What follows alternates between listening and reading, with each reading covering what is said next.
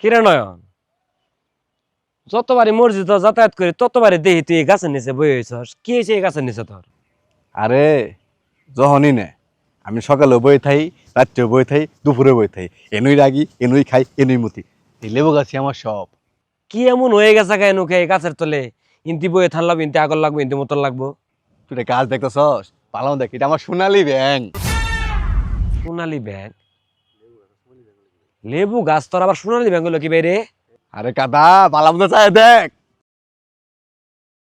হয় সারা, লেবু গাছ তোর সোনালি ব্যাগ হলো কি বাইরে? খালি তো পাতাই দেখতাছি রে। আরে কাদা পালাম তো চাই দেখ।